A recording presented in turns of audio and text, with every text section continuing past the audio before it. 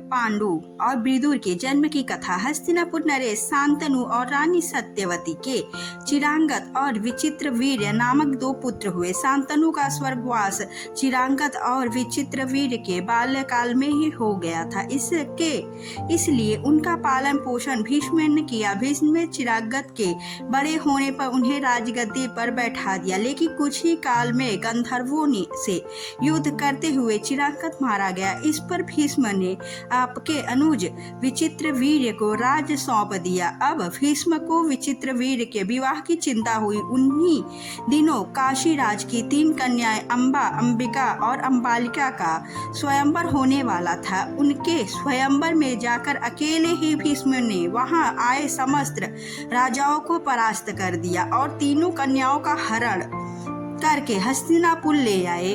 बड़ी कन्या अंबा ने भीष्म को बताया कि वह अपना तन मन राज साल्व को अर्पित कर चुकी है। उसकी बात सुनकर भीष्म ने उसे राजा साल्व के पास भिजवा दिया और अंबिका और अंबालिका का विवाह विचित्रवीर्य के साथ करवा दिया। राजा साल्व ने अंबा को ग्रहण नहीं किया, अतः वह हस्तिनापुर लौट आ गई और भीष्म से बोली, हे आर्य, आप मुझे हर कल ले आए तो आप मुझसे विवाह करें। किंतु भीष्म में अपनी प्रतिज्ञा के कारण उनसे अनुरोध को स्वीकार नहीं किया। अंबा रुष्ट होकर परशुराम के पास गए और उनसे अपनी व्यथा सुनाकर सहायता मांगी। परशुराम ने अंबा से कहा, हे देवी, आप चिंता न करें, मैं आपका विवाह भीष्म के साथ करवाऊंगा। परशुराम ने भीष्म को बुलावा भेजा, किंतु भीष्म उनके पास नहीं गए। इस पर क्रोधित होकर परशुराम भीष्म के पास पहुंचे और दोनों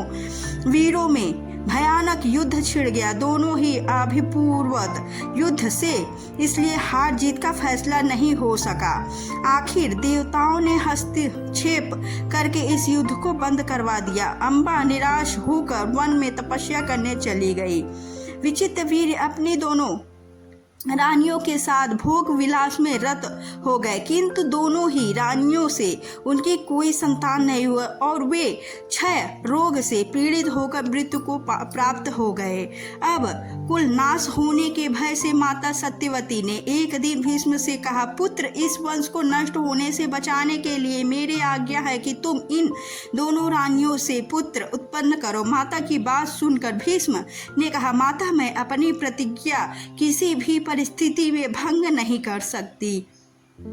यह सुनकर माता सत्यवती को अत्यंत दुख हुआ। तब उन्हें अपने ज्येष्ठ पुत्र वेद व्यास का स्मरण किया। स्मरण करते ही वेद व्यास वहां उपस्थित हो गए। सत्यवती उन्हें देखकर बोली, हे पुत्र, तुम्हारे सभी भाई निसंतान ही स्वर्गवासी हो गए, अतः मेरे वंश को नाश होने से बचाने के लिए मैं तुम्हें आज्ञा देती हूँ कि तुम नियोग विधि से उनकी पत्नियों से संतान उत्पन्न करो। वेद व्यास उनकी आज्ञा मानकर बोले, माता, आप उन दोनों रानियों से कह दीजिए कि वे मेरे सामने से निर्वस्त्र होकर गुजरे, जिससे कि उनको गर्भधारण होने होगा। सबसे पहले बड़ी रानी अंबिका और फिर छोटी रानी अंबालिका गई, पर अंबिका ने उनके तेज से डरकर अपने नेत्र बंद कर लिए, जबकि अंबालिका वेद व्यास को देखकर भय